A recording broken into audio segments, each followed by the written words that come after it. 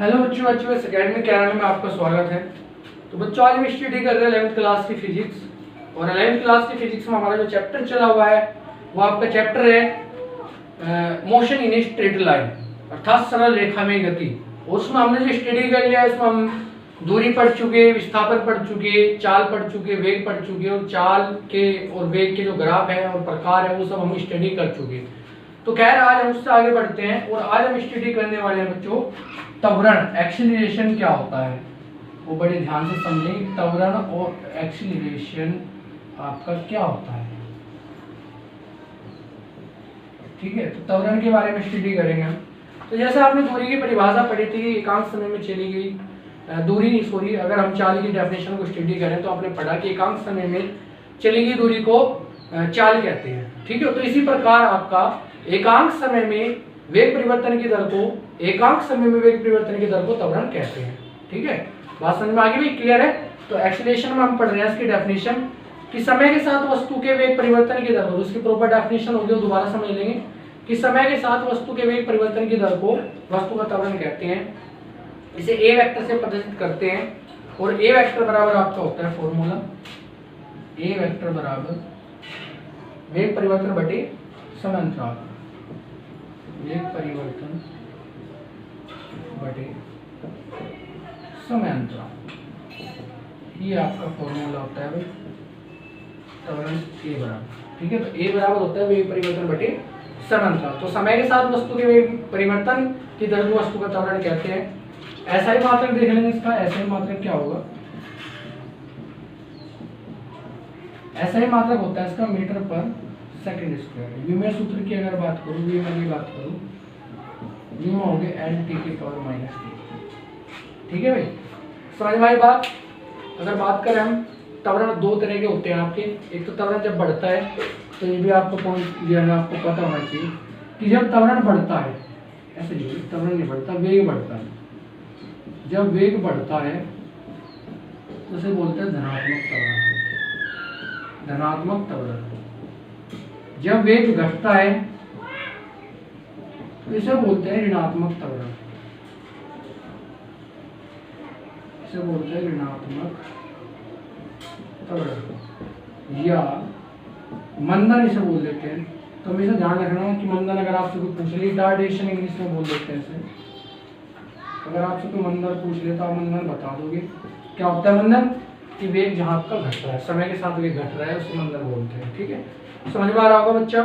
तो इससे आगे हम जो है त्वरण के प्रकार कंसिडर करते हैं। त्वरण के प्रकार ऐसे ही है जैसे पहले आपके चाल के और वेग के प्रकार थे, ये समझ में आ गया होगा।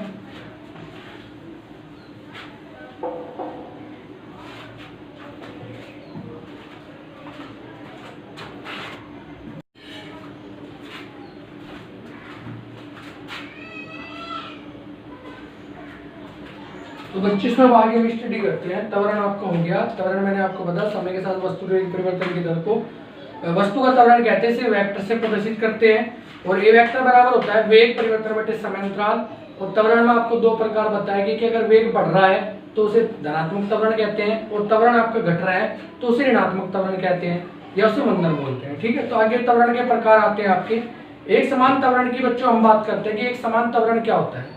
मैं केवल थोड़ी बताता जा रहा हूँ, समझते चलेंगे, ठीक है। जो लिखवाने का, जो समझाने का, वो मैं बोर्ड पर करा दूंगा।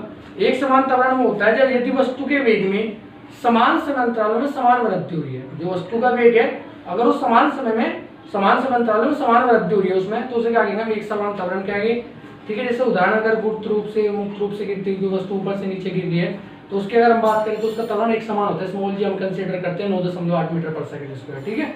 दूसरा होता है समान या परिवर्तित त्वरण। अगर समान समय अंतरालों में भिन्न भिन्न वेग से अगर कोई कण गति कर रहा है तो उसे क्या बोल देंगे हम, असमान या परिवर्ती त्वरण बोल देंगे, ठीक है। इसका उदाहरण है आपके, बहुत सारे उदाहरण है इसके। जैसे पहले आपका औसत चाल थी, ऐसी औसत त्वरण होता है और इसका फॉर्मूला मैं आपका लिखते चले जाऊंगा। औसत त्वरण ये सेम उसकी जैसा ही है, उसी की जैसी इसकी परिभाषा है और समझ में आ जाएगा आपको। एक बार ही देखते कि ए भी अगर आपको निकालना, जैसे पहले निकालते थे, इस त्वरण आपकी एक सदिश राशि होती है, हमेशा ध्यान रखना। त्वरण कैसी राशि होती है? सदिश राशि आपकी होती है, ठीक है भाई। तो इसका अगर मैं फॉर्मूला निकालूं भाई, मान लिया V1 और V2 वेग है, तो वेग वेग वेग परिवर्तन निकाला तो v2 माइनस v1 हो जाएगा आपका। उस समय ले लेंगे t2 माइनस t1, क्योंकि अगर ये t1 समय में जा रहा है t2 समय में जा रहा है, तो वेग परिवर्तन v2 माइनस v1 कर देंगे, उस समय हो जाएगा आपका t2 माइनस t1। क्लियर है भाई? ठीक है। इसके बाद अगर और इसमें करना चाह रहे हैं आप तो ये हो जाएगा डेल्टा v वेक्टर बटे डेल्टा t, ये आपका हो जाएगा औसत त्वरण। समझ में आ गया होगा। दूसरा होता है ताक्षणिक त्वरण। ताक्षणिक त्वरण जैसा आपका ताक्षणिक वेग का ताक्षणिक त्वरण होता है, इसे भी आप समझ लेंगे। ताक्षणिक त्वरण क्या होता है?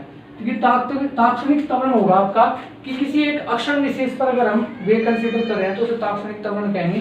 तो ये हो जाएगा आपका कि a वेक्टर बराबर, हमने पहले पढ़ा था limit delta t tends to 0, और आपका हो जाएगा ऐसी delta v vector upon delta t, और ये क्या है फॉर्मूला हो जाए, ये अवकलन का सूत्र हो जाए तो dv बटे dt, ये होता है अच्छा त्वरण। ठीक है, ये ताक्षणिक त्वरण का सूत्र है, आपको समझ में आ गया होगा, क्लियर हो गया होगा।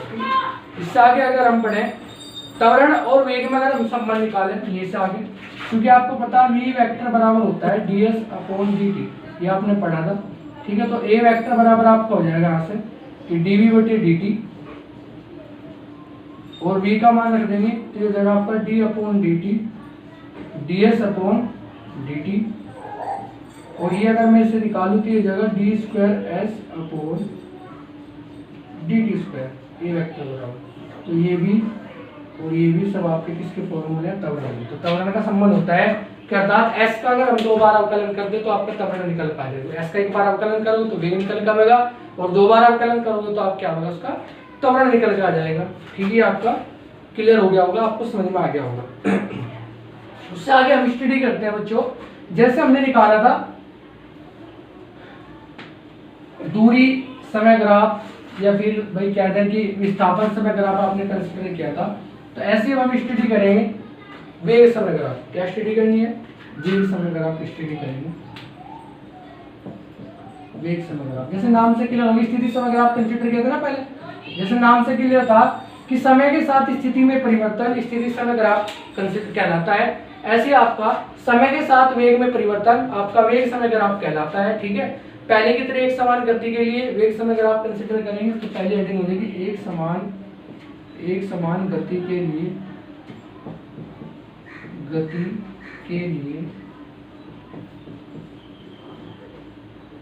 एक समान गति के लिए कंसीडर करेंगे। ठीक है, तो एक समान गति के लिए अगर मैं कंसीडर कर रहा हूँ, मान लिया कि आपका समय नहीं आता है, सॉरी वेग नहीं आता है, मान लिया यहाँ से है v वेग है और वस्तु ऐसे दौड़ लगा रही है समय के साथ। ठीक है, तो ये आपका पूरा मतलब इसका जो है ग्राफ बन के आ गया आपका ये ऐसे। ठीक है, अगर मुझे इसमें ये वेग समय के द्वारा हम निर्धारण करेंगे, किसका?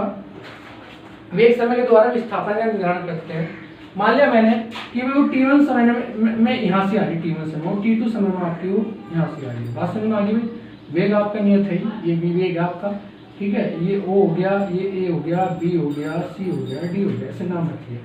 तो हम क्या करते हैं इसमें कि आपको वेग निकालना है, तो वेग कैसे निकालेंगे? वेग बराबर क्या होता है, सॉरी त्वरण, वेग निकालना है ना, तो वेग बराबर क्या होता है? दूरी बटे समय। तो अगर मुझे दूरी निकालनी है यहाँ से, तो दूरी बराबर हो जाएगा वेग गुणा समय। दूरी बराबर क्या हो जाएगा? वेग गुणा समय। वेग कितना है आपका यहाँ से v, समय कितना होगा? t2 minus t1। बात समझ में आ गई भाई? तो v गुणा t2 माइनस t1 कितना है? ये v मान कितना है? v आपका cd। t2 माइनस t1 कितना है आपका? ये हमने गलत ले लिया, v होगा आपका ये। तो ये आपका जो है ना फॉर्मूला ऐसा होगा कि v किसका मान है? ad का। ठीक है, v यहीं से यहीं तक तो वेग होगा, इसी पे तो कंसीडर करेंगे आप वेग। ठीक है, ये आपका y हो गया, ये आपका x अक्ष हो गया। तो t2 माइनस t1 ab हो गया आपका। देखो ad गुणा ab, ये आपकी जो है ना एक तरह से लंबाई होगी, इसकी चौड़ाई होगी। तो लंबाई गुणा चौड़ाई आयत का क्षेत्रफल बन जाए। ठीक है, तो ये किसका क्षेत्रफल है? तो ये आपका है चतुर्भुज लिख दो आप, ए बी सी डी का क्षेत्रफल। ये किसका है भाई? चतुर्भुज ABCD का क्षेत्रफल है, या आयत ABCD का क्षेत्रफल है। बात समझ में आई भाई? या आकृति का नाम क्या है? आकृति ABCD का क्षेत्रफल है आपका। आकृति लिख दो आप यहाँ से, चाहे वो आकृति कैसे भी हो सकती है।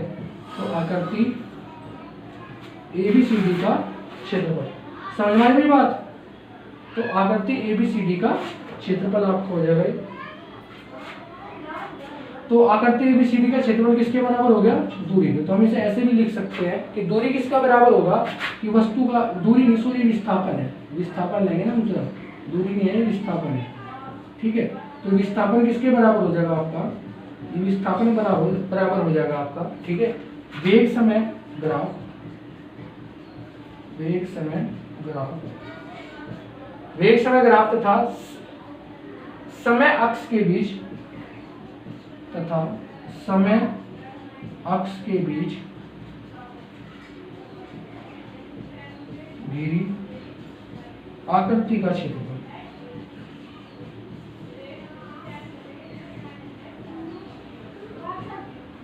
ठीक है, ये आपका निकल कर आ जाएगा ऐसे, ठीक है। तो अगर आपको वेग समय ग्राफ करना है और एक समान गति के लिए कंसीडर करना तो ऐसे कंसीडर कर सकते हैं।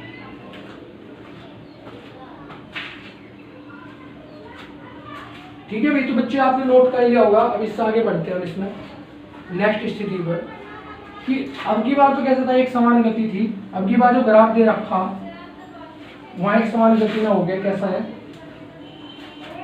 वहां आपका एक समान त्वरित गति है। कैसी गति है? त्वरित गति है, और उसके लिए निकालना है हमें, ठीक है।